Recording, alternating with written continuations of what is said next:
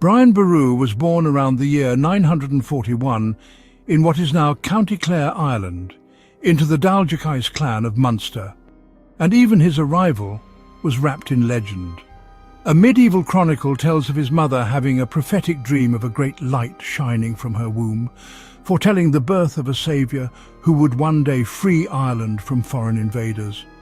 His family claimed sacred ancestry too, tracing their line back to ancient Gaelic heroes and even the mythical Milesians, the legendary founders of the Irish people. Whether those stories were divine truth or clever propaganda, they set the stage for a life that would feel larger than history. At the time, Ireland was not a single united kingdom but a patchwork of rival clans, each ruled by its own king. Viking raiders had been a constant presence for more than a century, founding trading towns like Dublin, Limerick and Waterford.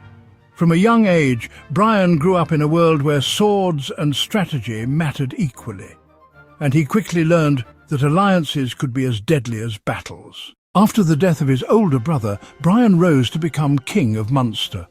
He proved himself to be more than just a warrior. He was a master tactician.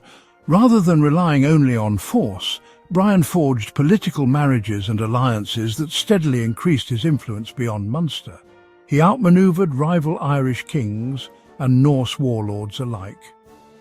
By the late 10th century, Brian was no longer just a regional ruler. He was challenging the most powerful man in Ireland, the High King Mael Sechnaill. In the year 1002, Brian forced Mael Sechnaill to acknowledge his supremacy, becoming the High King of Ireland. But Brian's vision went beyond titles. He sought to bring the entire island under one rule, something no one had achieved before. He demanded tribute from lesser kings, secured strategic marriages, and strengthened trade across Ireland and beyond.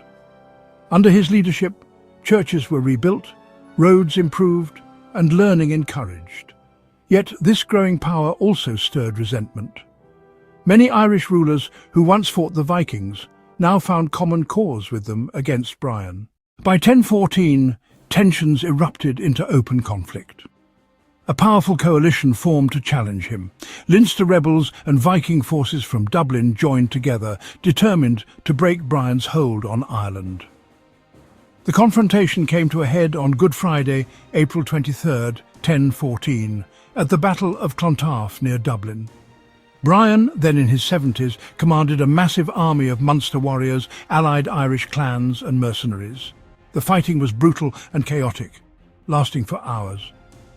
By day's end, Brian's forces had inflicted a crushing defeat on the Viking-Leinster alliance, effectively ending large-scale Viking ambitions in Ireland. But victory came at a heavy price. Brian himself did not fight on the front lines. He stayed in his tent, praying. As the battle wound down, a small group of retreating Norse warriors discovered his camp. One of them, Broder of the Isle of Man, reportedly struck the fatal blow, killing the High King of Ireland.